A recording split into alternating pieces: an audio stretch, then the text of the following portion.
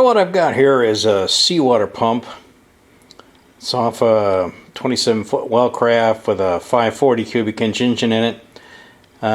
This is the pump, and you can see right there, that's where it hooks to the engine block.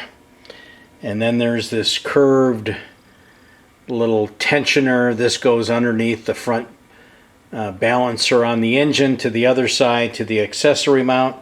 That's where you tension the belt.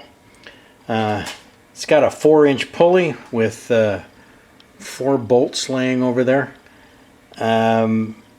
This one hose here, the hose goes to the oil cooler, where the hose down below is where the fresh water from the sea strainer comes in. This got a problem. Doesn't turn very well and doesn't seem to be pumping water, so I suspect the impeller is bad. Yeah, basically the tools to take this apart: a screwdriver to take off the hose, and a ratchet with a 1/2-inch socket to take the bolts out of the back of the housing.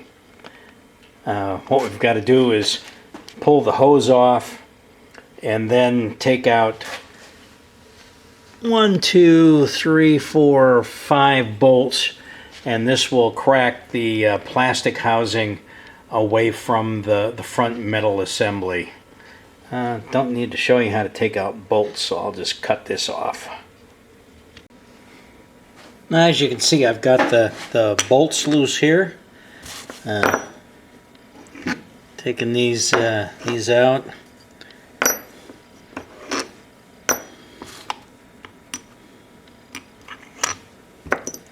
And then we'll try and crack this apart. There's the main shaft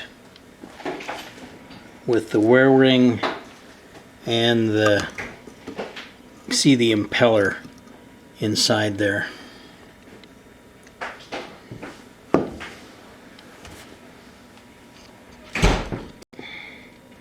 Okay, gonna pull the impeller out of the housing here.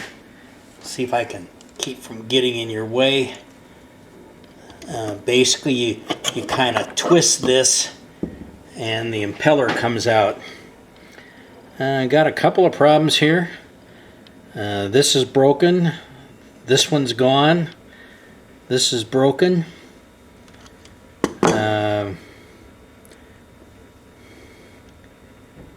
Appears to be, let me see.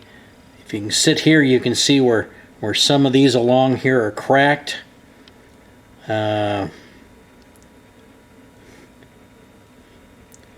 Let's see if we can see.